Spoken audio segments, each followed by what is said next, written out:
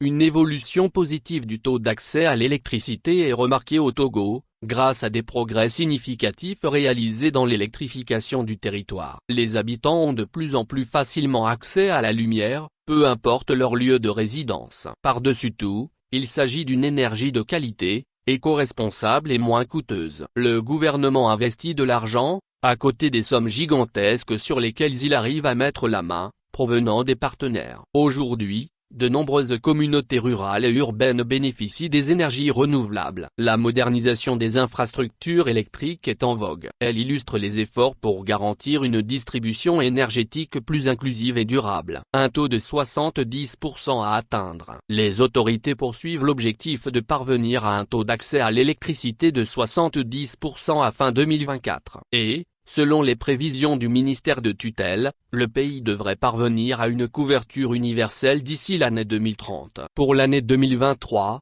le Togo l'a bouclé avec 66% de taux d'accès à l'électricité. En 2022, ce taux était de 63% et une année plus tôt, il culminait à 59%. Pour toucher du doigt la réalité des 70%, l'État a consacré une somme au ministère dans le budget prévisionnel de cette année qui dépasse pour la première fois la barre symbolique des 2,000 milliards de francs CFA.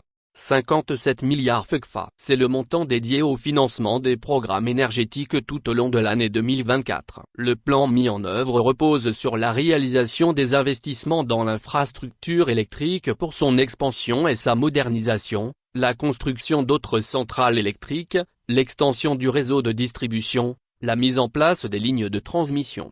Plus exactement, sont poursuivis les programmes d'accès à l'énergie hors réseau solaire comme CISO, le projet d'électrification rurale de 317 localités par 2 mini-réseaux solaires, le projet d'appui au volet social du programme CISO d'électrification rurale du Togo, Pravost.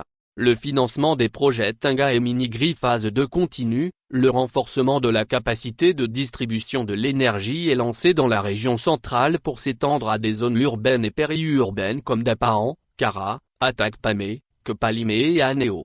Il est question de la pose de 34 km de réseau moyenne tension de 20 kV, de la construction de 61 postes de distribution MT/BT et de 360 km de réseau basse tension.